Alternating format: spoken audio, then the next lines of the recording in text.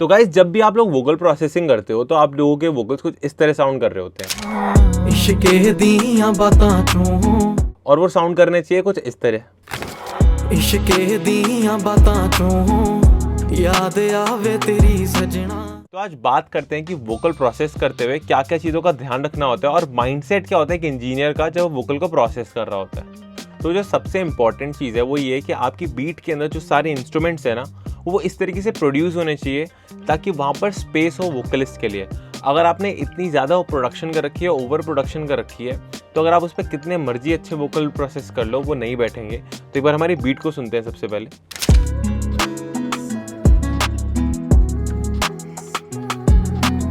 तो आपको सुनाई दे रहा होगा कि यहाँ पे मिड फ्रीक्वेंसीज का काफ़ी स्पेस दे रखा है हमने ताकि वोकल्स आराम से फिट इन कर सकें। अब ऐड करते हैं इसके ऊपर वोकल्स। इश्के दियां बातां चों याद आवे तेरी सजना। तो आप जो ये वोकल सुन रहे हो ये जशन आर्टिस्ट के हैं जिनका नया गाना है फॉर सेक और इस गाने को हमने ही मिक्स मास्टर करा हुआ है। तो अभी आप सबसे पहले देखोगे इस पूरे वोकल चेन के अंदर हमने एक EQ को ऐड करा हुआ है और EQ को भी ऐड करने से पहले बहुत ज़्यादा इंपॉर्टेंट है जब भी आप रिकॉर्डिंग के लिए जाते हो तो आप अपनी वो जो टेंशन है ना उस चीज़ को दूर रख दो कि सही गाना रिकॉर्ड होगा या नहीं। और उससे ज़्यादा इंपॉर्टेंट है कि आप अपनी फील या वाइब पे फोकस कर रहे हो। इसीलिए आपका रिकॉर्डिंग इंजीनियर भी बहुत बड़ा रोल प्ले करता है कि वो आपको कितना वाइब में लेके आ रहा है या नहीं आ रहा, और साथ ही साथ वो आपको कैसे असिस्ट कर रहा है कि क्या टेक सही है या नहीं। एक बार आपने अच्छे वोकल्स रिकॉर्ड कर लिए उसके बाद उन वोकल्स को ड्रैग एंड ड्रॉप कर सकते हो आप प्रोजेक्ट के अंदर। और सबसे पहले लगाते हैं लो कट EQ। अब एक बार माइंडसेट समझते हैं कि मैं लो कट EQ क्यों लगाया, और ये जो प्रोजेक्ट है ऑलरेडी मिक्स और मास्टर्ड है तो इसी प्रोजेक्ट को मैं ब्रेक डाउन करूंगा। तो जो सबसे पहले लो कट लगाया हुआ है ये इसलिए लगाया हुआ है क्योंकि जब ये वोकल स्टूडियो में रिकॉर्ड हो रखे हैं, इश्के दी मैं एक बार आपको स्पैन डाल के समझाता हूँ।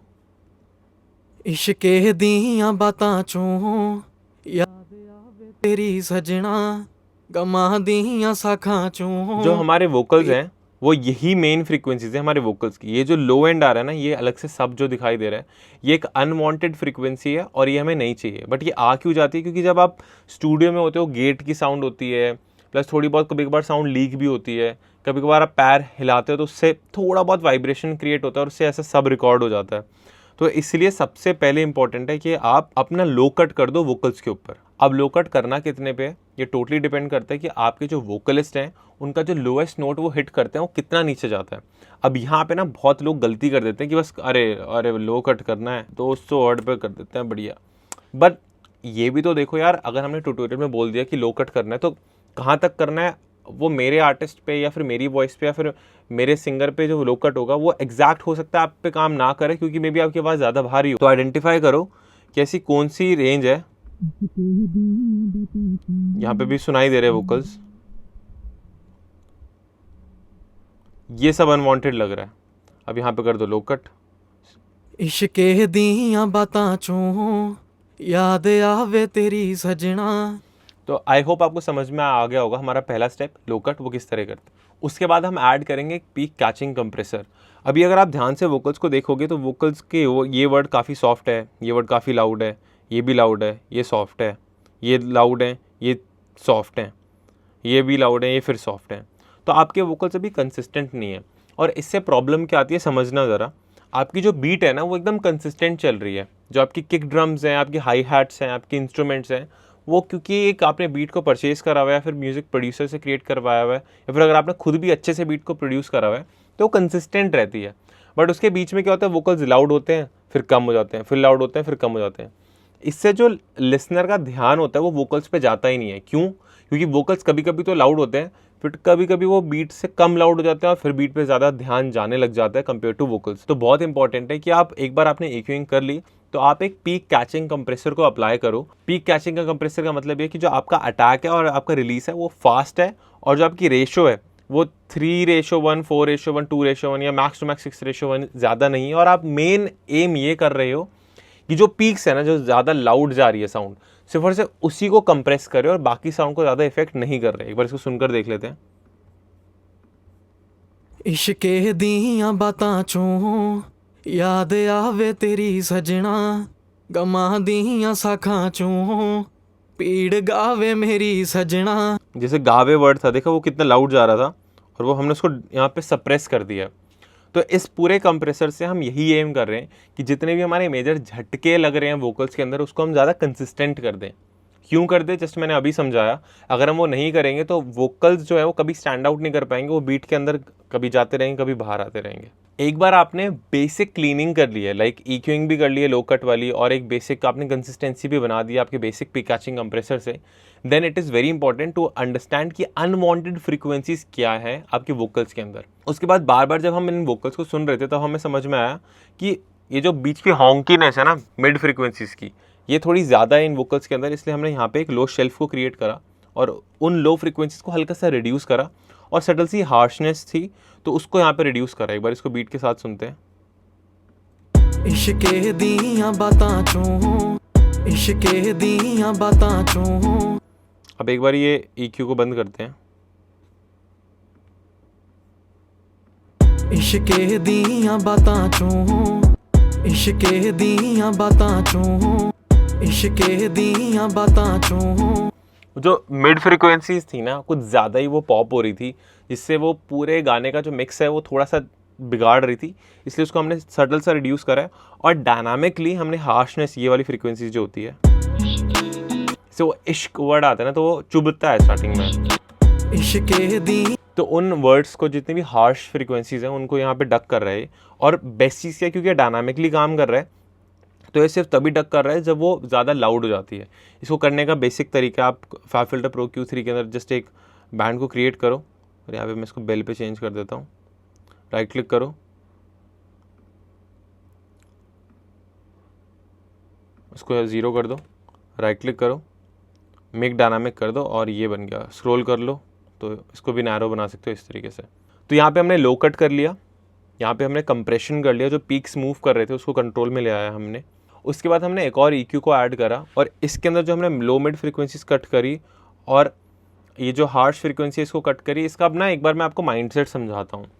यहाँ पर जब हमने बेसिक एक लो कट करा पहले और कंप्रेसर लगा, ये बहुत स्टैंडर्ड है कि भाई ये करना ही होता है वोकल्स के अंदर।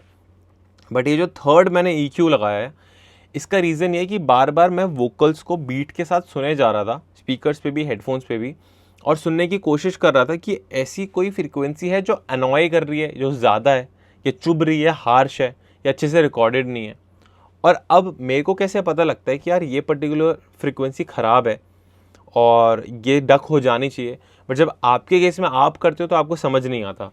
देखो उसका बहुत सिंपल सा फंडा है। तो मैं क्या करता था, काफ़ी सारे EDM गानों के ना रीमिक्स चैलेंजेस होते थे, तो वहाँ पे उनकी रीमिक्स स्टेम्स डाउनलोड कर लेता था और फिर सोलो करके सुनता था कि इनके जो वोकल्स हैं प्रोसेस, ये कैसे साउंड करते हैं, इनमें क्या रेजोनेंस होती है, क्या नहीं होती, क्योंकि ये तो एक अच्छे मिक्सिंग मास्टरिंग इंजीनियर ने उसको मिक्स करा होगा, तो मेरे को समझ में आ जाएगा कि कौन कौन सी फ्रीक्वेंसी हार्श है नहीं। और वो इतनी बार मैं कर चुका हूँ कि वो मेरे दिमाग में प्रिंट हो चुकी है। और जब मैं अब गाना कोई सुनता हूँ तो सबसे पहले सुनते ही मेरा दिमाग ये काम करने लग जाता है कि इस पर्टिकुलर वोकल्स में क्या क्या अनवांटेड है। और यही सेम चीज़ हम हमारे कोर्स में भी करते हैं कि जितने भी स्टूडेंट्स पढ़ते हैं उनको ध्यान से सुनाते हैं, समझाते हैं कि एक्चुअली में आइडेंटिफाई कैसे करनी है प्रॉब्लम्स को। क्योंकि ये EQ जो मैं कर रहा हूँ तो आप भी कर सकते हो देख के, बट ये कब करनी है और कब नहीं करनी, मेन गेम तो वो है। तो अगर आप चाहते हो इन डेप्थ तरीके से music production, mixing, mastering, vocal processing सीखना, तो आप हमारा कोर्स ज्वाइन कर सकते हो, और उसके लिए जा सकते हो आप www.basila.in और ये फॉर्म फिल कर सकते हो। तो एक बार आपने आइडेंटिफाई कर लिया कि ये फ्रीक्वेंसीज मेरे लिए अनवांटेड थी, तो उसके बाद आपको फिर से एक और कंप्रेशन अप्लाई करना है, और यहाँ पे हम यूज़ करें CLA3।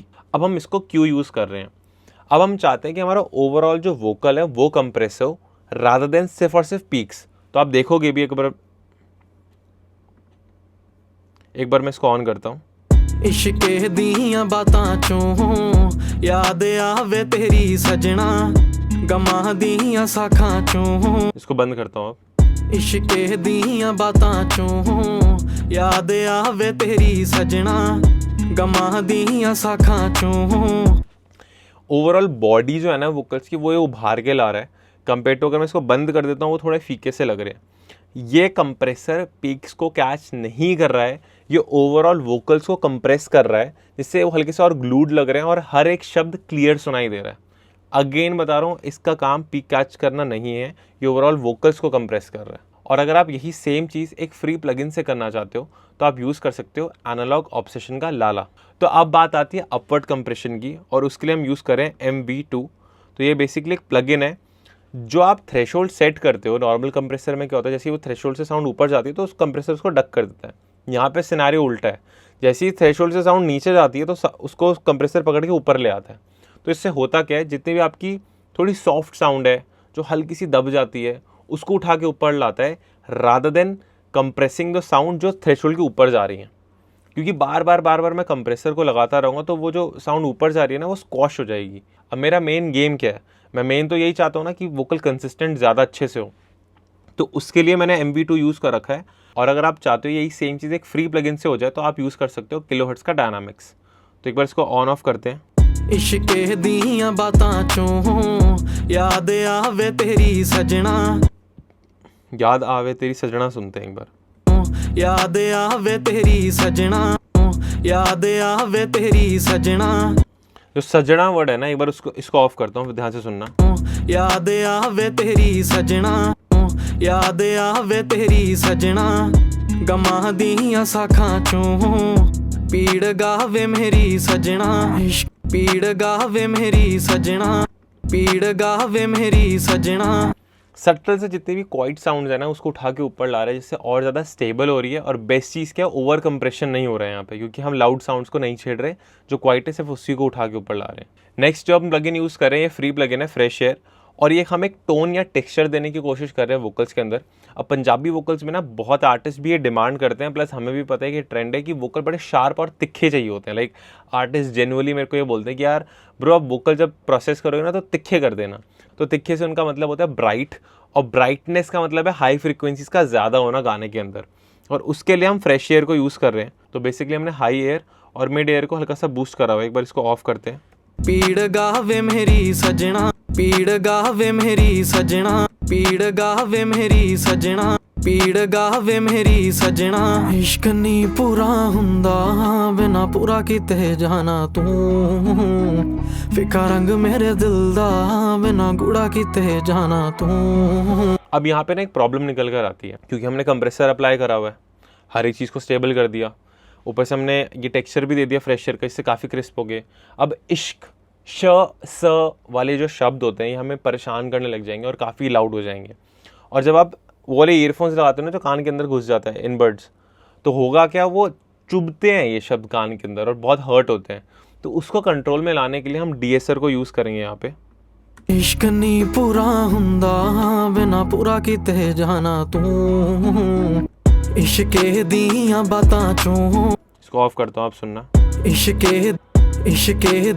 इश्के दियां बातां चों याद आवे तेरी सजना, सजना वर्ड सुनना। याद आवे तेरी सजना, याद आवे तेरी सजना, याद आवे तेरी सजना, गमा दियां साखां चों। तो आई गेस अभी तक आपको समझ में आया होगा कि मेरा माइंडसेट क्या है, मैं कैसे हर एक नए प्लगइन को डाल रहा हूँ, उसका पर्टिकुलर रीज़न क्या है डालने का। अब वोकल्स काफ़ी अच्छे लग रहे हैं, कंसिस्टेंट हैं, ब्लेंडेड हैं वो गाने के साथ। बस अब एक प्रॉब्लम निकल कर आती है, जो बीट है ना उसमें एक वाइब है, मतलब वो एक एटमॉस्फेयर एक स्पेस में है। बट ये जो वोकल्स हैं क्योंकि स्टूडियो में रिकॉर्डेड है तो कोई रिवर्ब नहीं, एकदम ड्राई साउंड कर रहे हैं, तो इसलिए अब हम ऐड करेंगे रिवर्ब को।